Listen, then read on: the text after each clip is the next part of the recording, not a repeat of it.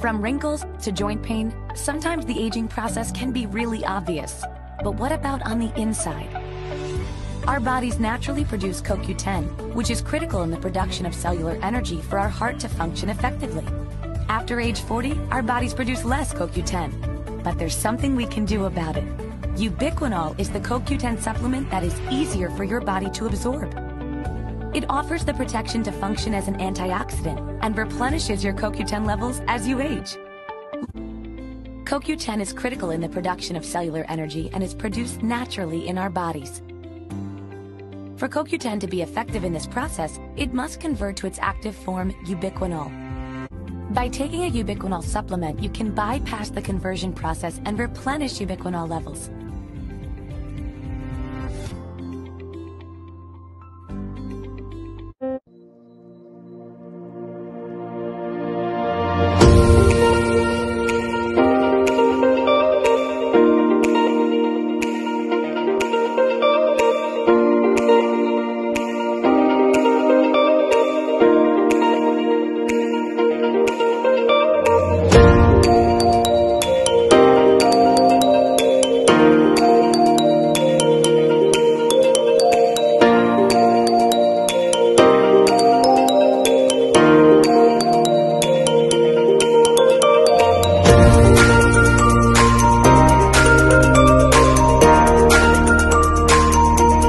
Pada pagi hari ini, saya mendapat kehormatan diberi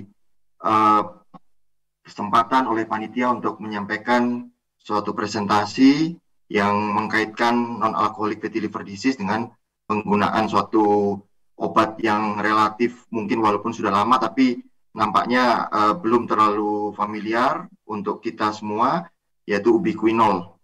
Saya ucapkan pertama-tama terima kasih kepada panitia penyelenggara, Dr. Lutfi, Dr. Farda, Dr. Nukman, Dr. Amelia, dan seluruh staf ya, yang sudah memberikan kesempatan, juga sekretaris panitia Dr. Rini Bakhtiar yang sudah memberikan kehormatan untuk saya tampil pada acara yang sangat bergengsi ini. Izinkan saya untuk share screen.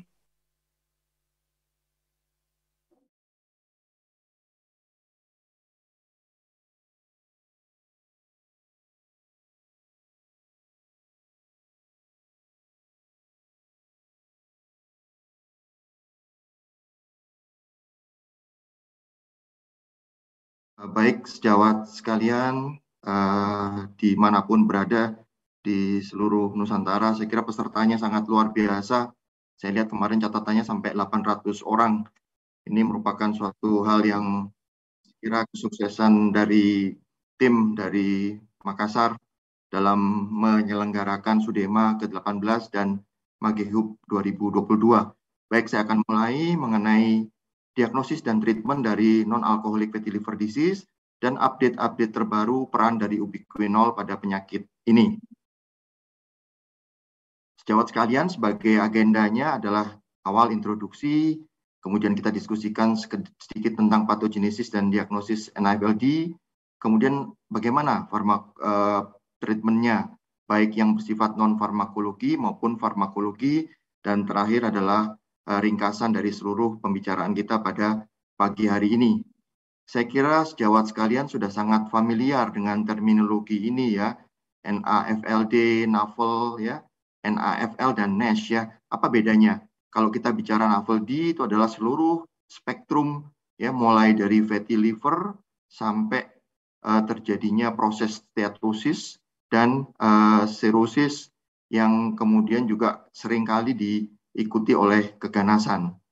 Kalau kita bicara soal NAFL, kita melihat bahwa di sana sudah terjadi suatu proses penumpukan lemak lebih dari 5%, walaupun tidak didapati adanya bukti terjadinya injury pada hepatoselular seperti proses ballooning dan tidak ada proses fibrosis di sana.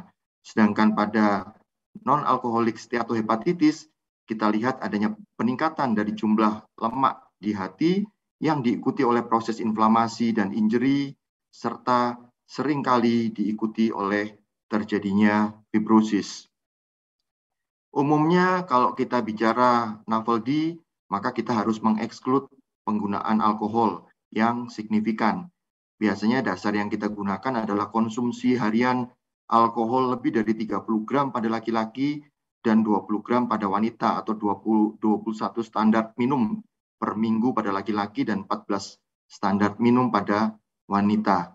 Walaupun sebetulnya kriteria ini nanti mungkin tetap harus kita pertimbangkan kembali bila nanti kita sudah beralih menjadi terminologi yang terkait dengan metabolic related fatty liver disease.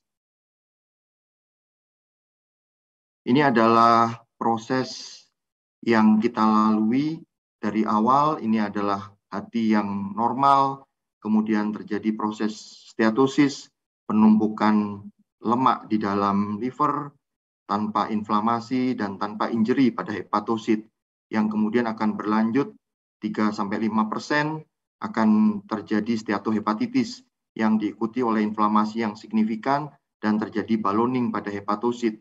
Pada akhirnya 1-20% akan mengalami proses sirosis, dan yang paling kita tidak inginkan adalah terjadinya hepatoselular karsinoma. Walaupun seringkali kita juga menjumpai pasien-pasien hepatoselular karsinoma tanpa didahului oleh proses sirosis. Jadi bisa saja dari steatohepatitis langsung meloncat menjadi hepatoselular karsinoma. Suatu hal yang menjadi perhatian kita bahwa NAFLD ini adalah sekarang menjadi suatu kondisi yang merata di seluruh dunia. Kalau dulu kita lihat angkanya tidak terlalu besar. Laporan-laporan lama 10 tahun yang lalu memberikan angka 10-20%. Tapi kalau saat ini kita bisa lihat dari laporan di berbagai tempat di dunia, angkanya berkisar antara 15-50%. Bahkan laporan terakhir Indonesia yang dilaporkan oleh Dr. Aldi itu mencapai hampir 50%. Sebelumnya kisaran kita hanya sekitar 10-15%. Dan ini pun terjadi di seluruh bagian dunia yang lain. Kalau kita bicara mengenai patogenesis terjadinya NAFLD, kita tentu sudah tidak asing lagi dengan konsep two hit teori yang memperlihatkan proses penumpukan lemak dan terjadinya suatu proses keradangan yang terjadi untuk menimbulkan NAFLD. Tapi pada belakangan ini konsepnya jadi berubah. Selain pengaruh daripada peningkatan fatty liver, ini disebabkan oleh peningkatan FFA, terjadinya peningkatan lipogenesis, triglyceride sintesis yang meningkat. Kemudian konsep ini juga berkait dengan adanya gangguan-gangguan genetik, kemudian gangguan yang terkait dengan insulin resistant, dan juga gut dysbiosis. Saya kira tadi pagi Dr. Farda sudah menjelaskan dengan sangat baik mengenai konsep terbaru dari gut dysbiosis yang berkait dengan apa yang kita sebut dengan leaky gut, peningkatan gut barrier disruption yang mengakibatkan translokasi bakteri, kemudian peningkatan LPS dan juga peningkatan keradangan. Disertai juga gangguan metabolisme kolin, ada gangguan dari peningkatan endogenis etanol, dan juga gangguan fermentasi dari short chain fatty acid yang pada akhirnya akan mencetuskan peningkatan proses inflamasi dan fibrosis. Belakangan ini kita mendapatkan suatu konsep baru mengenai NAFLD. Ini yang disebut dengan Metabolic Associated Fatty Liver Disease atau MAFLD. Ini merupakan suatu definisi yang diusulkan oleh beberapa ahli seperti Eslam dan Yunusi, yang merupakan suatu diagnosis yang berbasis kepada adanya temuan hepatic steatosis ditambah paling tidak satu faktor, apakah itu obesitas, apakah itu tipe 2 diabetes mellitus, dan juga gangguan metabolik. Dan ini merupakan diagnosis yang bukan diagnosis of eksklusi seperti yang kita temui pada NAFLD. Memang ini karena merupakan suatu konsep yang relatif baru, tapi oleh sebagian besar para ahli dianggap suatu konsep yang lebih menjanjikan, karena ternyata dia bisa menangkap lebih banyak pasien yang memerlukan penanganan yang lebih tepat ya. Mungkin ada yang hilang juga pasien-pasien yang tidak sesuai dengan kriteria daripada MAFLD. Tapi umumnya yang kita tangkap itu lebih banyak dan lebih berisiko. Yang diperlukan juga adalah memberikan pengertian dan meningkatkan konsensus di antara para stakeholder, baik itu dari akademisi, farmasi, pengambil kebijakan, dan lain sebagainya. Ya, kalau kita lihat konsepnya seperti ini ya. Jadi pada MAFLD ya, setelah kita menemukan adanya hepatic steatosis berdasarkan dengan imaging, mungkin scoring biomarker dari pemeriksaan laboratorium atau dari histologi, maka kita harus mencari metabolik kriteria seperti overweight, type 2 diabetes, dan gangguan metabolik. Di samping itu, paling enggak ada 2 syarat yang harus kita jumpai. Bisa peningkatan daripada lingkar pinggang untuk orang Asia di atas 90 dan 80, kemudian adanya hipertensi, hipertrigliseridemia di atas 150, HDL yang rendah di bawah 40 pada laki-laki dan 50 pada wanita, prediabetes ya. Kemudian adanya insulin resistance yang biasanya dibuktikan dengan temuan HOMA-IR di atas 2,5, dan juga adanya inflamasi yang didapat dari peningkatan daripada HS-CRP. Dan ini masih memungkinkan konsep bertemu dengan penyakit yang lain. Pada NAFLD, kalau kita bersama dengan hepatitis B, hepatitis C, alkoholik, itu kita harus exclude. Sedangkan pada MAFLD masih memberikan tempat untuk diagnosis bersama-sama dengan kelainan-kelainan hati yang lain, sehingga ini akan lebih fleksibel. Kemudian kita bisa lihat dari suatu studi yang di launching pada 2015, Braille-Hinn studi, yang menunjukkan bahwa ternyata hepatic fibrosis itu berkaitan dengan outcome yang jelek pada pasien dengan NAFLD. Ya. Jadi fibrosis sendiri itu berkaitan dengan peningkatan daripada overall mortality, ya, survival yang menurun, kemudian juga terkait dengan kematian dan komplikasi yang terkait liver. Ini adalah suatu data mengenai HCC yang dikaitkan dengan berbagai etiologi penyakit, dan ternyata yang disebabkan oleh NASH ya itu tampaknya semakin tahun semakin meningkat. Kalau tadinya kita berpikir non-NASH itu ternyata lebih banyak mengakibatkan HCC, ternyata kita harus berubah pikiran karena ternyata yang terkait NASH itu jauh lebih banyak. Dan suatu hal yang juga mengejutkan, ya, pada 5 tahun terakhir angka transplantasi di Amerika itu ternyata dikaitkan dengan NASH, bukan dengan hepatitis C, bukan dengan alcoholic liver disease, tapi dengan NASH. Bahkan di akhir tahun 2020 dikatakan NASH diduga akan menjadi salah satu penyebab utama dari transplantasi hati di Amerika Serikat. Kita juga tidak bisa melupakan apa yang kita sebut dengan lean NASH. Jadi tidak semua pasien NASH itu ternyata gemuk, ya. Jadi kita harus pikirkan adanya pasien-pasien NASH yang relatif langsing, ya, terutama pada orang-orang di Asia dengan BMI yang kurang dari 23. Kalau di Eropa, orang Kaukasian itu biasanya kurang dari 25. Dan ini biasanya terkait dengan gangguan atau kelainan genetik yang dikaitkan dengan PNPLA3 I1488M allele yang menjadi penyebab utama terjadinya lean NAFLD. Bagaimana dengan presentasi klinis dari pasien-pasien dengan NAFLD atau MAFLD ini? Seringkali asimptomatik, ya. Seringkali kita jumpai temukan pasien-pasien ini secara tidak sengaja. Keluhannya paling cuman lemas, gampang capek, ada rasa tidak nyaman di perut kanan atas, dan seringkali pada pemeriksaan-pemeriksaan yang kita kerjakan secara acak, kita temukan abnormalitas daripada liver function test. Kalau kita USG secara tidak sengaja kita temukan bright liver pada gambaran USG abdomen, atau pada pemeriksaan fisik kita bisa jumpai adanya hematomegali yang ini secara tidak sengaja pada saat pasien mungkin melakukan check up karena asuransi atau karena anjuran dari tempat kerjanya.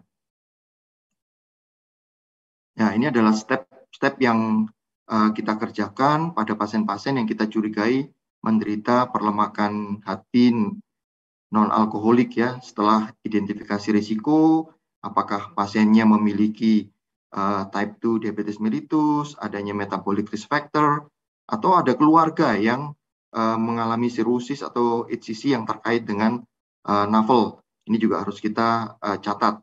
Kemudian dari riwayat penggunaan alkohol dan dilanjutkan dengan tes ya, biokimia yang diperlukan seperti ALT dan AST. Kemudian kita harus cek tentang hepatitis B dan hepatitis C. Kemudian autoantibodi seperti ANA, AMA, SMA, LKM1 dan ANCA, seliak, serologi, dan beberapa imunoglobulin, serta yang terpenting adalah pemeriksaan ultrasound yang bisa melihat adanya peningkatan ekogenisitas yang menunjukkan terjadinya steatosis. Liver enzim nampaknya bukan merupakan suatu parameter yang baik untuk mendiagnosa NAFLD atau NASH, karena dia bisa normal pada 50% pasien.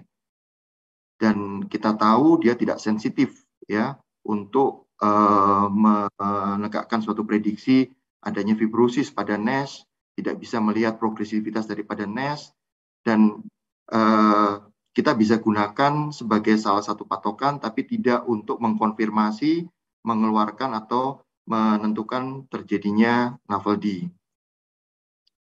Ultrasound adalah satu mekanisme yang sederhana yang tersedia hampir di seluruh tempat di Indonesia. Dia dapat mengidentifikasi adanya steatosis, tapi dia tidak bisa membedakan steatosis dengan NASH, dengan suatu proses keradangan, ataupun dengan terbentuknya fibrosis atau early cirrhosis, kecuali pada tahap yang sudah sangat lanjut, itu mungkin kalau sudah terjadi cirrhosis, baru dia bisa melihat secara jelas. Liver biopsi ini adalah suatu gold standar yang walaupun merupakan suatu standar yang paling tinggi, tapi dia juga tidak sempurna. Kenapa? Karena dia invasif. Ya, seringkali memberikan rasa tidak nyaman untuk pasien, relatif juga lebih mahal, terkait dengan adanya variabilitas pada pengambilan jaringan, variabilitas pada pemeriksa, dan expertise dari orang yang melakukan pemeriksaan ini.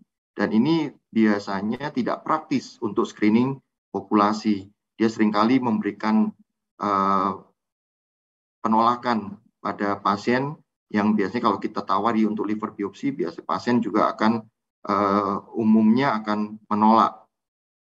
Untuk itu kita gunakan non-invasive test. Non-invasive test apa yang sering atau bisa kita gunakan? Yang paling sederhana adalah FIB-4 atau fibrosis 4. Kemudian ada NFS atau NAFLD Fibrosis Score, dan juga AST Platelet Ratio Index atau APRI. Ini adalah suatu parameter yang sederhana tapi memiliki negatif predictive value yang sangat baik, dan nampaknya sudah tersedia banyak di internet. Kita bisa upload adanya suatu aplikasi yang kita bisa gunakan langsung untuk melakukan pemeriksaan. Bisa juga dilakukan pemeriksaan tambahan yang tersedia di beberapa tempat yang relatif lebih sophisticated ya, seperti Enhanced Liver Fibrosis Test, NIS4, ADAPT atau FLOW-C3, Fibrosure, dan HepaScore yang nampaknya memerlukan pemeriksaan yang lebih canggih. Sedangkan untuk imaging, kita punya transient elastografi atau fibroscan, ada 2 dimensi shear wave elastografi, dan juga magnetic resonance elastografi. Ini adalah alat yang paling akurat sebetulnya, tapi secara teknis sulit dikerjakan dan mahal. Yang berikutnya adalah NAFLD Fibrosis Score atau NFS dan FIB-4 ya. Ini gambarnya seperti ini, kita bisa download, kita tinggal memasukkan umur, BMI pasien, kemudian dimasukkan AST, ALT, ada gangguan untuk glukosa atau diabetes atau tidak, kemudian platelet dan albumin. Sedangkan FIB-4 ini tinggal memasukkan umur, AST, platelet, ALT, platelet, dan albumin ya, dan kita sudah mendapatkan hasilnya. Dengan menggunakan FIB-4 dan NFS ini, kita bisa menentukan angka apakah pasien ini tidak mengalami suatu advance fibrosis ataupun pasien sudah jatuh ke kondisi advance fibrosis. Walaupun kita masih menemukan adanya bagian dari angka indeterminate yang ini tentu saja memerlukan evaluasi lebih lanjut. Kemudian ini yang saya kira tadi sudah saya sampaikan, Fibrosis Control Transient Elastography atau FibroScan. Ini pemeriksaannya mudah, hanya memerlukan beberapa menit. Ya, makin kaku livernya, maka perjalanan atau aliran daripada gelombang itu akan makin cepat.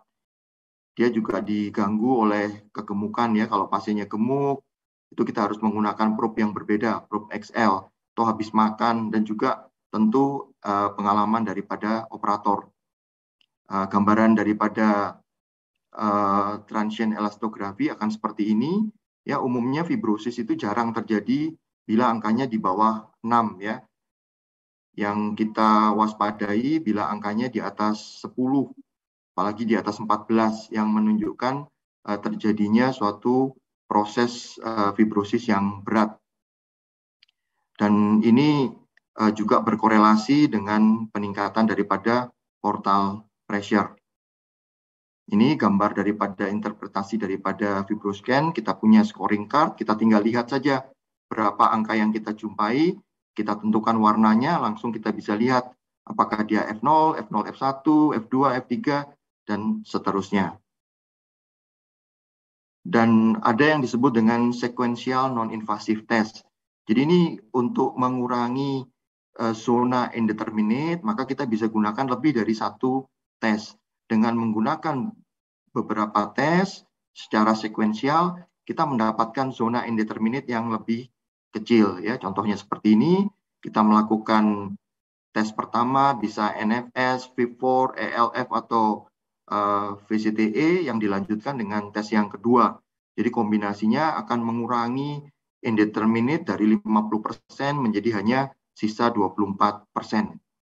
Sejawat sekalian, kita bisa lihat ini adalah suatu alur yang dikeluarkan oleh APASL 2021 mengenai hepatic steatosis in adult ya.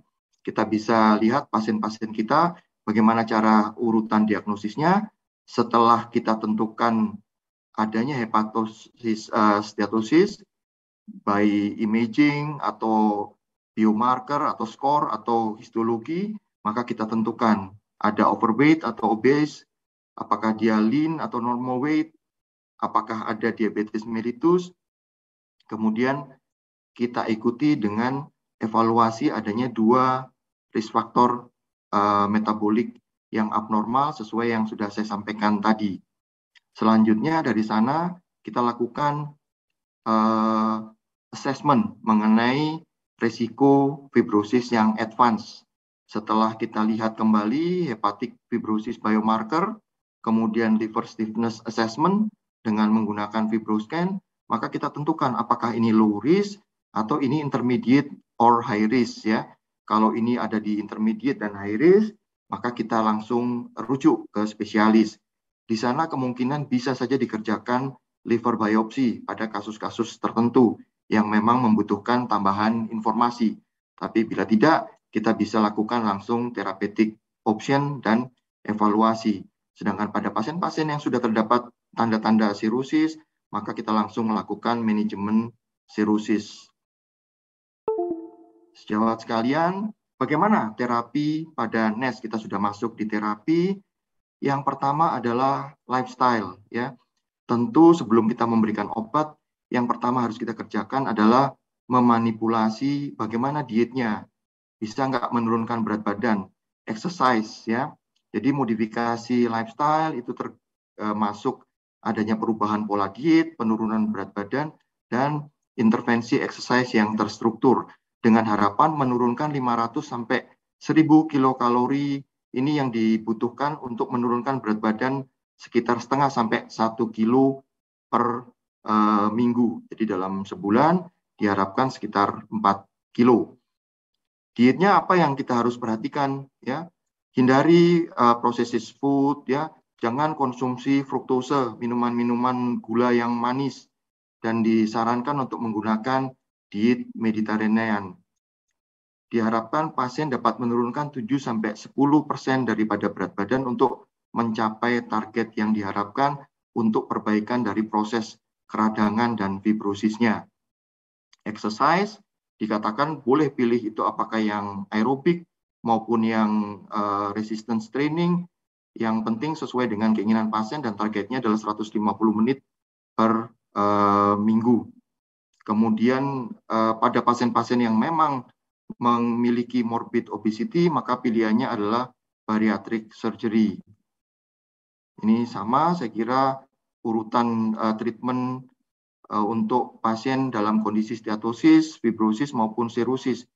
Ya, yang berbeda pada kondisi sirosis, maka penanganannya adalah sesuai dengan penanganan sirosis dengan memberikan protein intake yang cukup, kemudian makan kecil tapi frekuensi sering, kemudian tetap harus menghindari alkohol. Sekecil apapun konsumsi alkohol itu akan memperburuk kondisi perlemakan hati dan juga mengurangi intake daripada fruktose atau glukose, terutama dari makanan minuman yang mengandung gula dan olahan makanan yang meningkatkan gula.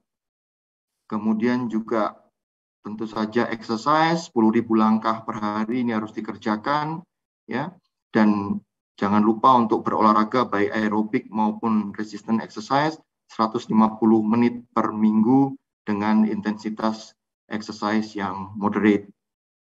Ya, ternyata memang exercise ini kita lihat dari data bisa menurunkan intrahepatic lipid content dan mengurangi tingginya ALT pada berbagai clinical trial yang telah dikerjakan.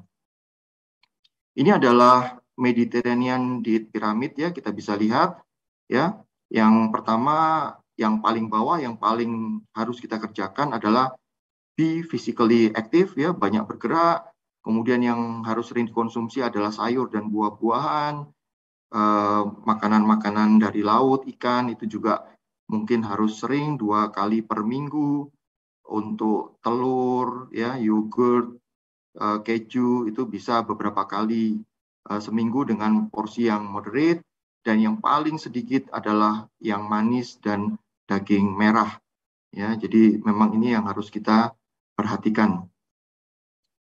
Dan dari berbagai meta-analisis, ternyata memang Mediterranean diet ini mampu memperbaiki hepatic steatosis serta mengurangi BMI, triglyceride, dan HOMA-IR pada pasien. Sedangkan apakah kita akan memilih low carbohydrate diet? Ternyata sama dampaknya. Low carbohydrate diet ini juga akan memberikan reduksi yang signifikan pada intrahepatic lipid content. Nah, jadi boleh digunakan karena juga akan menurunkan ALT, AST, dan gamma GT.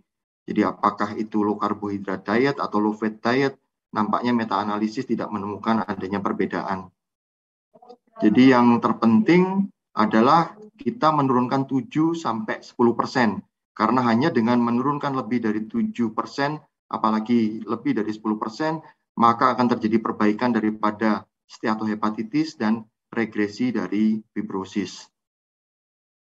Bagaimana dengan farmakoterapi? Ini adalah beberapa obat yang sudah diterima oleh berbagai badan di dunia. Jadi AASLD 2018, ISL, dan APASL nampaknya menerima vitamin E dan pioglitazone sebagai suatu rekomendasi yang dapat digunakan pada pasien. Metformin nampaknya tidak digunakan, statin dia dianjurkan untuk mengurangi mortalitas kardiovaskuler. Omega 3 fatty acid ini juga nampaknya tidak spesifik. Kemudian yang terbaru adalah obeticholic acid, GLP-1 reseptor antagonis, dan SGLT2 inhibitor yang nampaknya juga memberikan suatu hasil yang cukup baik. Dari PIVAN studi kita bisa lihat nampaknya penggunaan pioglitazone dan vitamin E ini memberikan gambaran yang cukup baik untuk perbaikan daripada steatosis, mengurangi fibrosis, mengurangi lobular inflamasi, hepatocellular ballooning, dan resolusi daripada NASH. Ya, ini vitamin E dari suatu meta-analisis, kita lihat dia juga mengurangi suatu activity score daripada NAFLD dan juga mengurangi terjadinya fibrosis pada NAFLD. Dan ini beberapa obat baru, pioglitason nampaknya seringkali diusulkan, walaupun ini seringkali terkendala karena dia meningkatkan berat badan dan memiliki beberapa efek samping, terutama pada metabolisme di tulang dan juga adanya gangguan pada kanker prostat.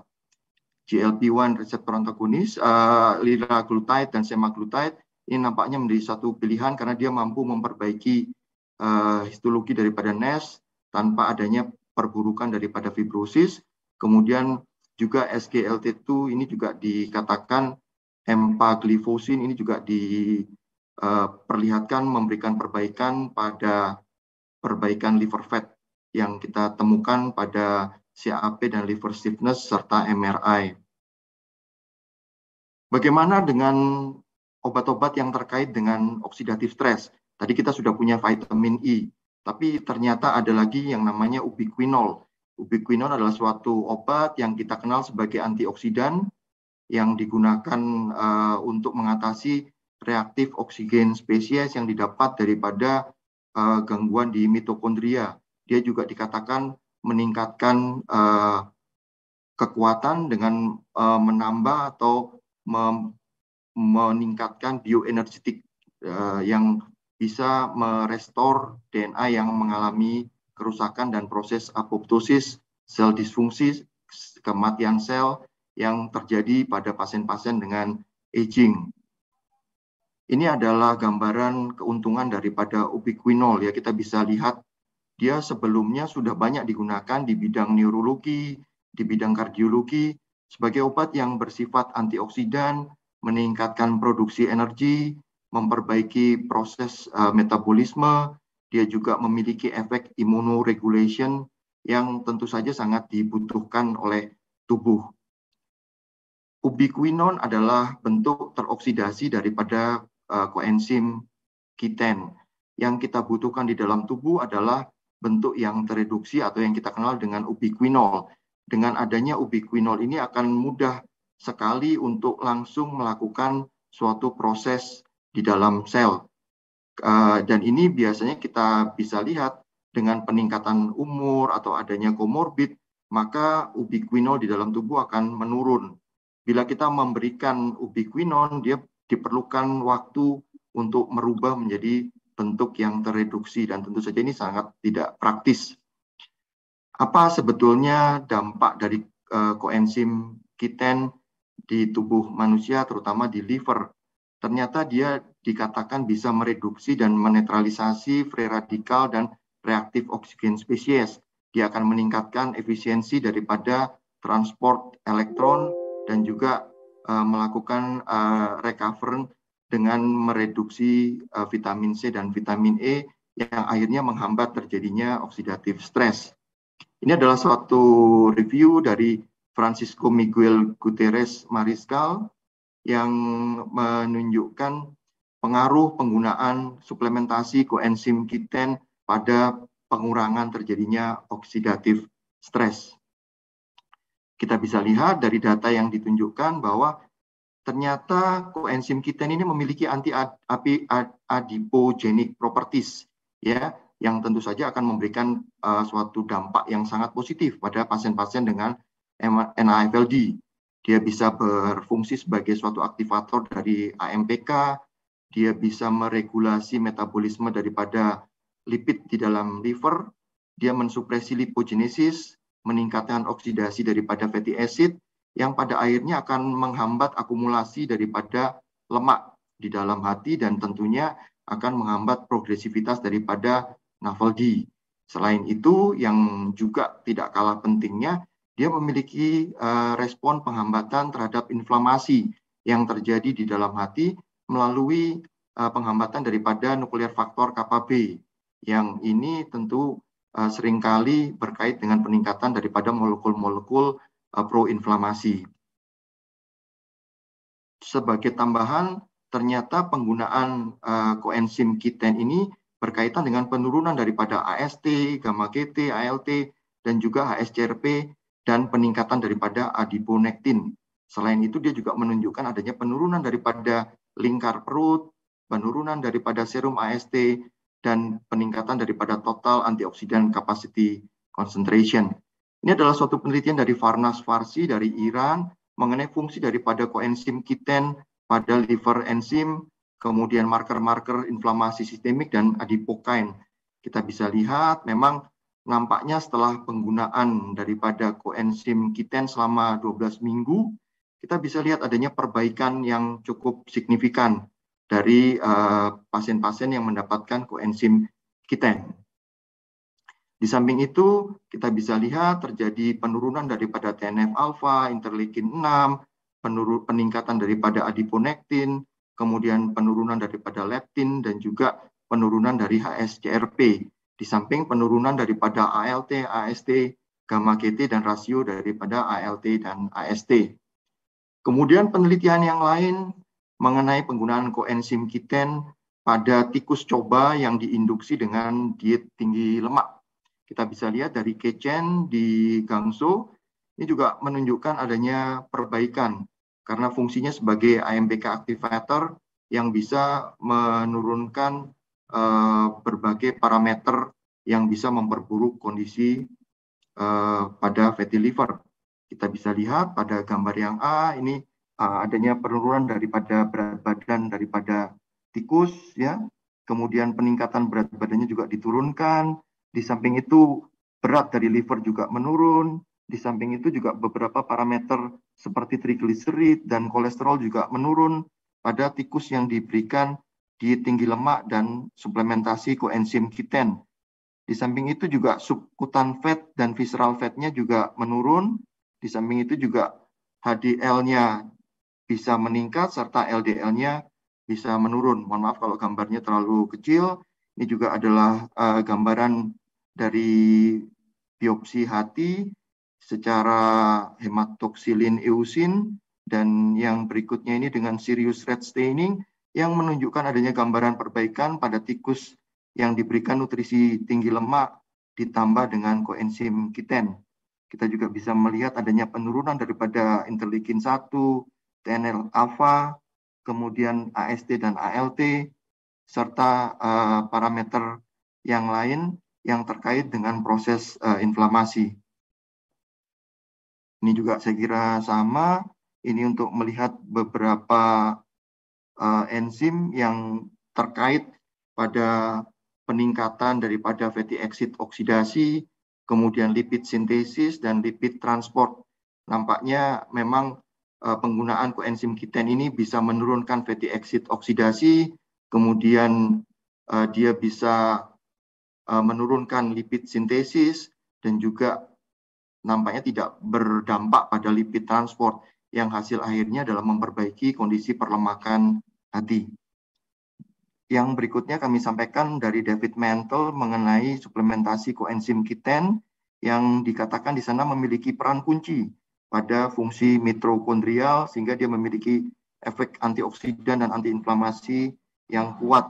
Dan kita tahu bahwa pada pasien dengan NAFLD, level daripada koenzim Q10 ini menurun, sehingga suplementasi daripada koenzim Q10 ini sangat diperlukan, dan pada penggunaan tidak ditemukan adanya signifikan adverse effect, dan dia sangat bisa ditoleransi dengan baik.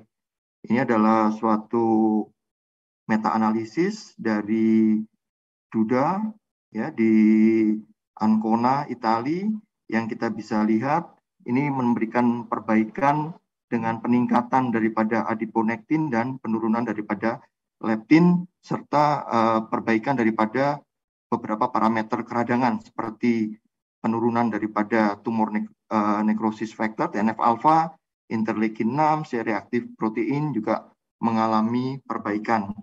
Di samping itu dia juga menurunkan malondialdehid, serta dia memberikan perbaikan pada status gula darah daripada pasien-pasien yang mendapatkan pengobatan ini. Jadi perbaikan di adipokain, perbaikan oksidatif stres, penurunan inflamasi, glukos kontrol yang lebih baik, serta perbaikan pada fungsi hati. Ini systematic review yang lain dari Sun Zhazai, dari China.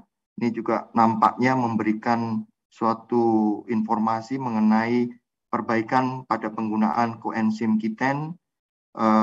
Kita bisa lihat di sini bahwa TNF-alpha, interleukin 6, dan C-reaktif protein ini menunjukkan suatu hasil yang lebih baik pada penggunaan koenzim Q10 dibandingkan dengan yang tidak menggunakan.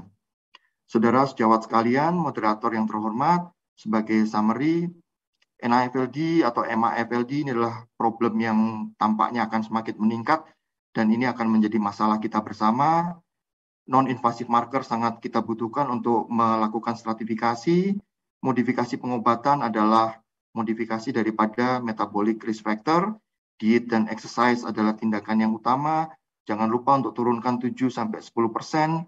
Penggunaan obat-obatan selain vitamin E, pioglitazone, SGLT2 inhibitors, dan GLP-1 reseptor agonis, kita harus pikirkan juga kemungkinan penggunaan ubiquinol. Walaupun mungkin datanya belum begitu banyak, tapi dia merupakan suatu modalitas yang mampu meningkatkan perbaikan pada NASH, digunakan baik tunggal maupun kombinasi, karena dia bekerja untuk memperbaiki mitokondrial dan menurunkan serta memperbaiki kapasitas antioksidan defense, dan juga nampaknya sebagai antioksidan dia bisa bekerja dengan sangat baik dan memberikan hasil yang optimal. Terima kasih, itu saja yang bisa saya sampaikan. Kurang lebihnya saya mohon maaf. Billahi taufiq wal hidayah. Assalamualaikum warahmatullahi wabarakatuh. Dr. Bogi Pratomo atas paparan plenary lecture-nya peranan ubiquinol pada penyakit hati, perlemakan hati nol alkohol. Selanjutnya kita akan di sesi ini tidak ada sesi pertanyaan ya dok, jadi saya kembalikan kepada moderator Dr. Amelia Rifai. Iya, terima kasih dok. Di sesi ini tidak ada pertanyaan ya dok, jadi kita melangkah ke acara berikutnya. Kepada Dr. Bogi saya ucapkan terima kasih banyak untuk plenary lecture-nya. Selanjutnya saya serahkan ke MC. From wrinkles to joint pain, sometimes the aging process can be really obvious. But what about on the inside? Our bodies naturally produce CoQ10, which is critical in the production of cellular energy for our heart to function effectively. After age 40, our bodies produce less CoQ10. But there's something we can do about it. Ubiquinol is the CoQ10 supplement that is easier for your body to absorb. It offers the protection to function as an antioxidant and replenishes your CoQ10 levels as you age. CoQ10 is critical in the production of cellular energy and is produced naturally in our bodies. For CoQ10 to be effective in this process, it must convert to its active form, ubiquinol. By taking a ubiquinol supplement, you can bypass the conversion process and replenish ubiquinol levels.